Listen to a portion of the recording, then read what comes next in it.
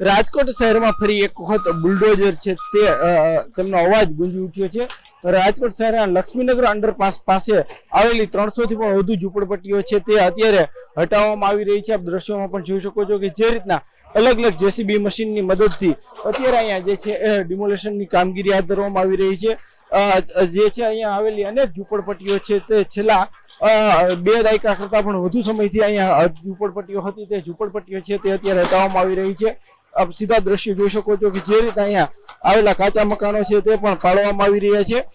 જંગલેશ્વર બાદ જે છે ફરી એક વખત રાજકોટ શહેરમાં જે છે ડિમોલેશનની કામગીરી છે તે હાથ ધરવામાં આવી રહી છે। ખાસ કરીને રેલવે પોલીસ છે, સ્થાનિક પોલીસની મદદથી જે છે અત્યારે અહીંયા ચુસ્ત બંદોબસ્ત પણ ગોઠવવામાં આવ્યો છે। આશરે 300 કરતા પણ વધુ પોલીસ જવાનો છે તે અત્યારે અહીંયા બંદોબસ્તમાં છે। મહિલા પોલીસ સહિતના અલગ અલગ પોલીસ છે તે પણ અત્યારે ચુસ્ત સુરક્ષા વ્યવસ્થામાં અહીંયા ગોઠવાઈ ગયા છે।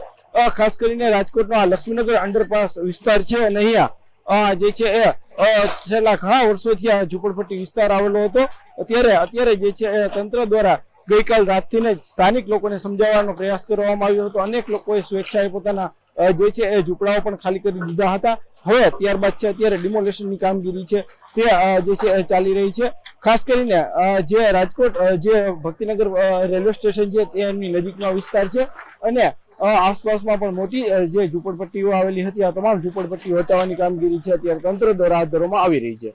હાર્દિક જોશી, ન્યૂઝ 18 ગુજરાતી, રાજકોટ। રાજકોટ શહેરમાં ફરી એક વખત બુલડોઝર છે તે તેમનો અવાજ ગુંજી ઉઠ્યો છે।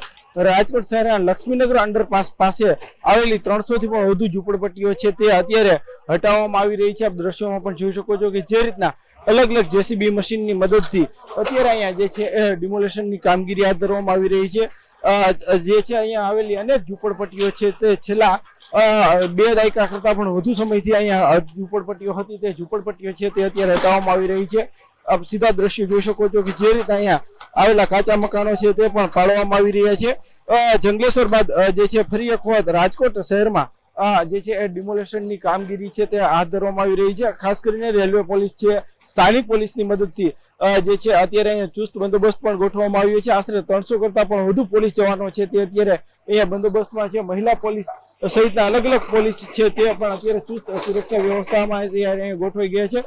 ખાસ કરીને રાજકોટનો આ લક્ષ્મીનગર અંડરપાસ વિસ્તાર છે અને અહીંયા જે છે છેલ્લા ઘણા વર્ષોથી આ ઝૂંપડપટ્ટી વિસ્તાર આવેલો હતો। અત્યારે જે છે તંત્ર દ્વારા ગઈકાલ રાતથી જ સ્થાનિક લોકોને સમજાવવાનો પ્રયાસ કરવામાં આવ્યો હતો। અનેક લોકોએ સ્વેચ્છાએ પોતાના જે છે એ ઝૂંપડાઓ પણ ખાલી કરી દીધા હતા। હવે ત્યારબાદ છે અત્યારે ડિમોલેશનની કામગીરી છે તે જે છે ચાલી રહી છે। ખાસ કરીને જે રાજકોટ જે ભક્તિનગર રેલવે સ્ટેશન છે તે એમની નજીકનો વિસ્તાર છે અને આસપાસમાં પણ મોટી જે ઝૂંપડપટ્ટીઓ આવેલી હતી આ તમામ ઝૂંપડપટ્ટીઓ હટાવવાની કામગીરી છે અત્યારે તંત્ર દ્વારા હાથ ધરવામાં આવી રહી છે। હાર્દિક જોશી, ન્યૂઝ 18 ગુજરાતી, રાજકોટ।